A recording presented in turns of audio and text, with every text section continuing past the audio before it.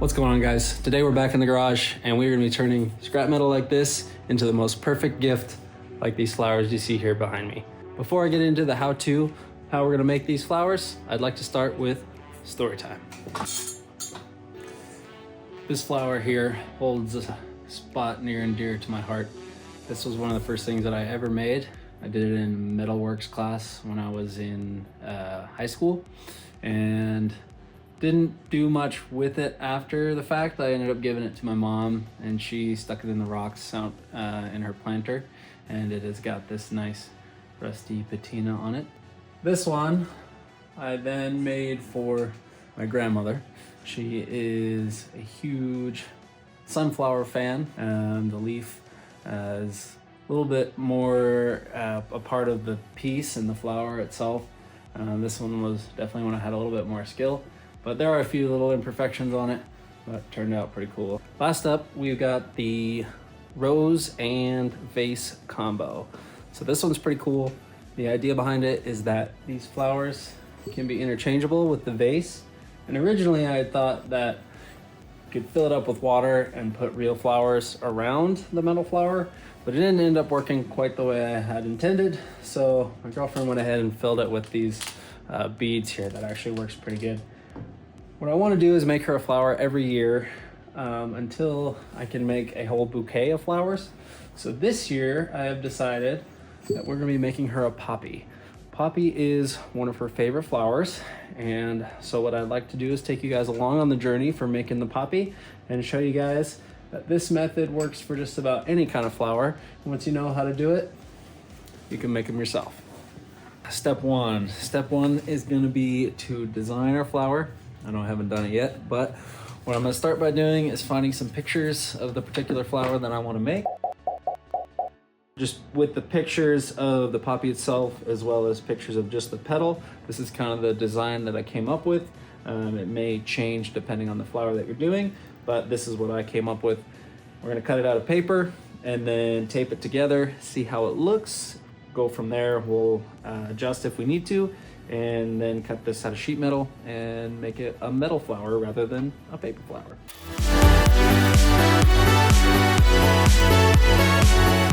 All right, we got some tape, got my petals cut out, and this is just gonna give us kind of a rough idea how this will look.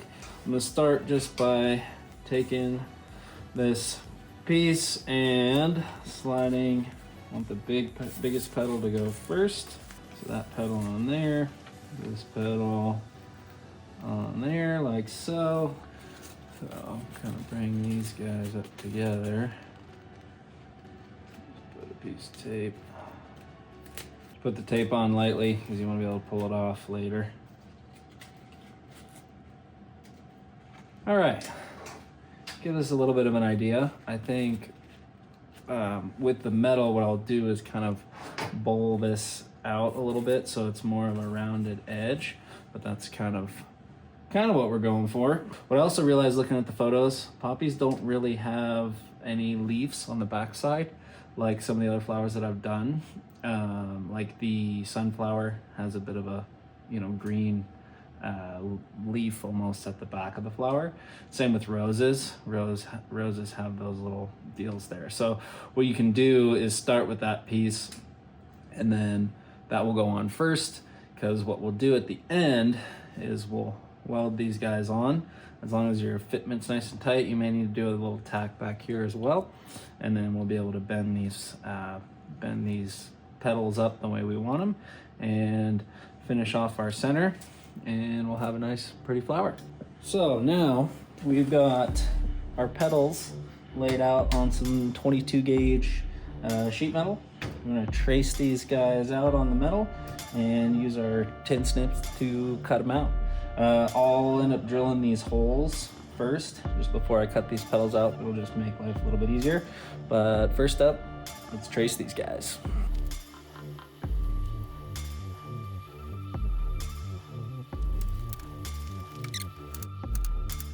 So I'm gonna start by drilling a pilot hole, and then we'll go to our step bit, go up to 1/4 inch, because I'm gonna be using this 1/4 inch rod here for the stem. If you're fortunate enough to have a drill press, makes this a whole lot easier. If not, you can do it by hand with a drill, but I'm gonna be using the drill press today, so it helps if I plug it in.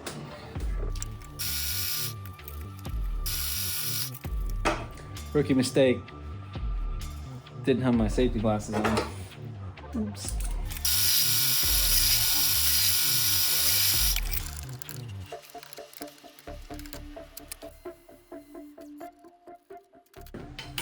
All right, guys, now that we got our holes drilled and cleaned up just so they don't cut us, mess with us while we're cutting with the tin snips, I'm gonna go ahead and cut out these pedals.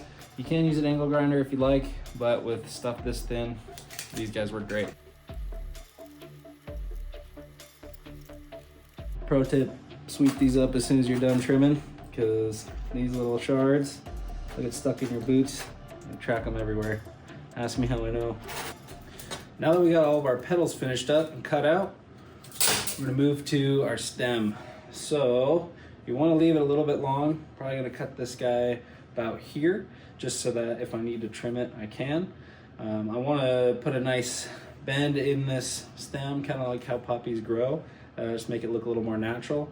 Also, we're gonna be heating this up and pounding it a little bit just to give it that more natural look. I'll be using my anvil for that.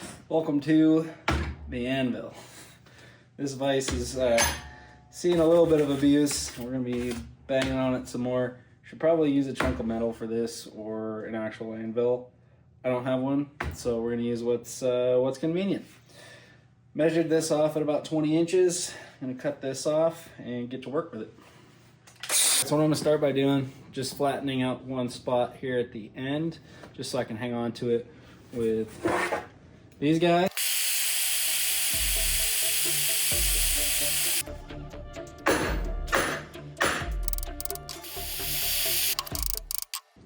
All right, so we got this flattened out a little bit. Got these vice grips on nice and tight. This just keeps it from spinning and moving in the vice or in these grips. So what I'm gonna do, I'll heat basically just section by section with the torch and pound it out.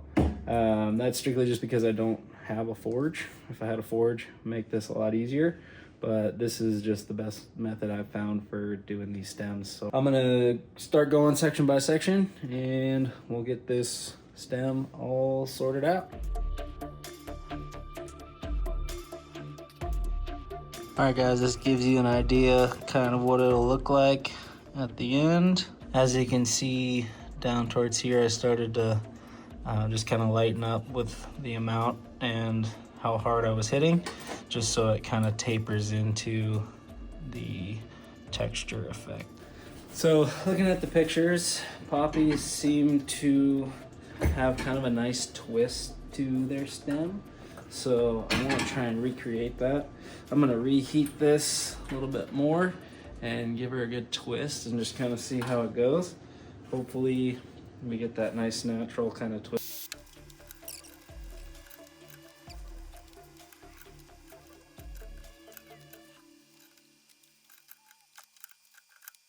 All right, this ended up taking me a lot longer than I thought, but here we are.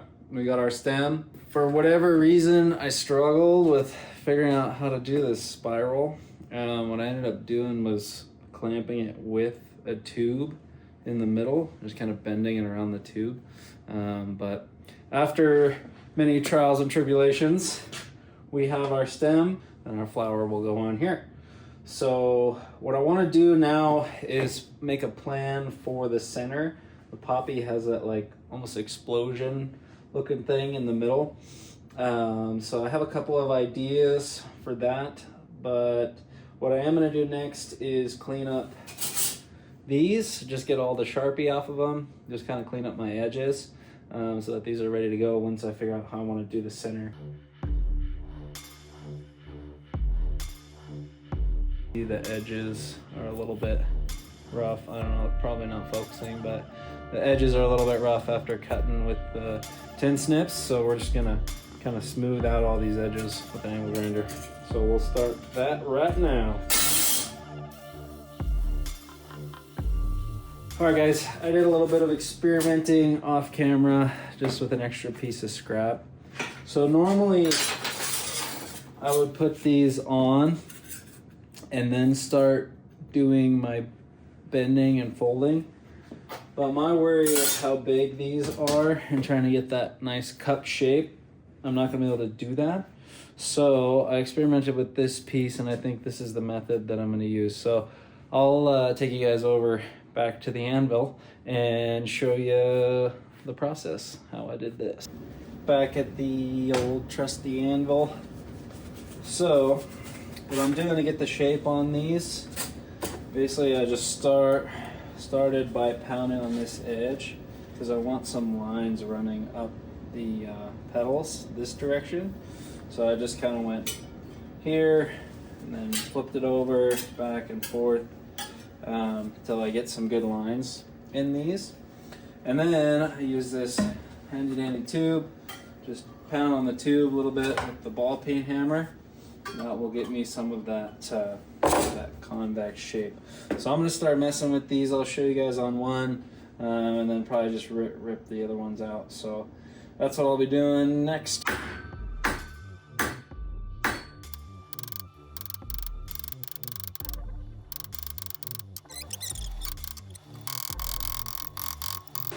Okay, so I got these two done. I had a little bit of a change in plans, couple change in plans actually.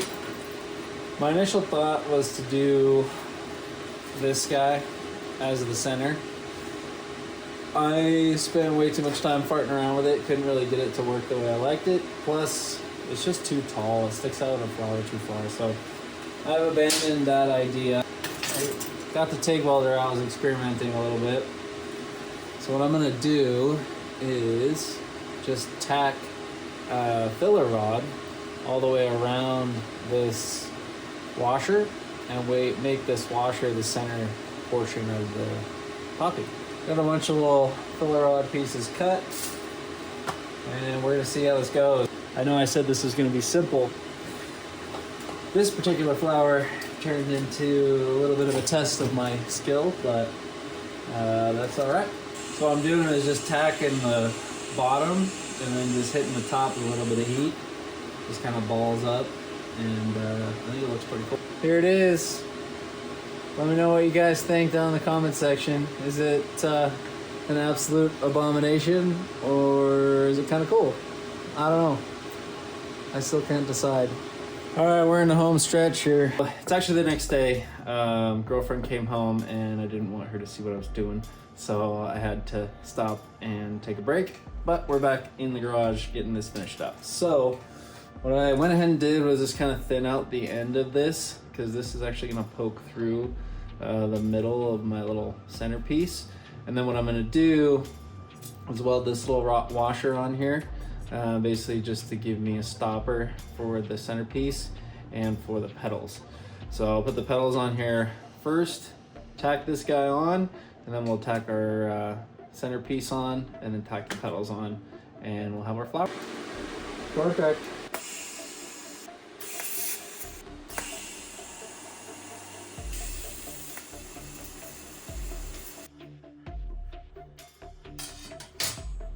All right, so I went ahead and got these pieces tacked together, and then what I did was I tacked these on the stem.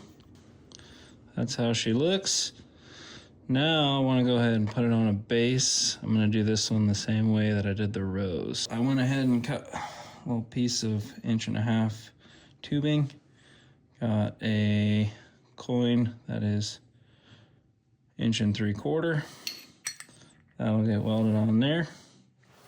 And then the flower will get welded on there.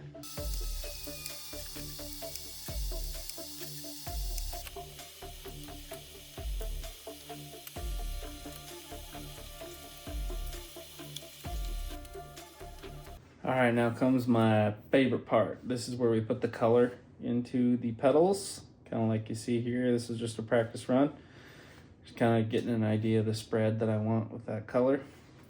Thing with this is you kind of have one chance to do it. So you grab your handy dandy fire stick and heat it up wherever you want the bluing to start. and then you just kind of let that heat run through the metal and it oxidizes and gets that nice color.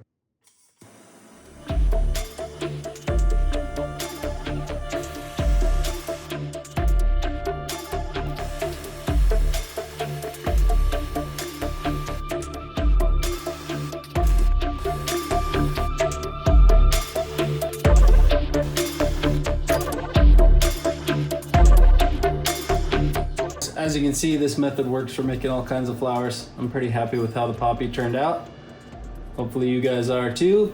If you guys learned something or enjoyed this, make sure to like, comment, and subscribe, and watch for more content to come. Appreciate it. Peace out.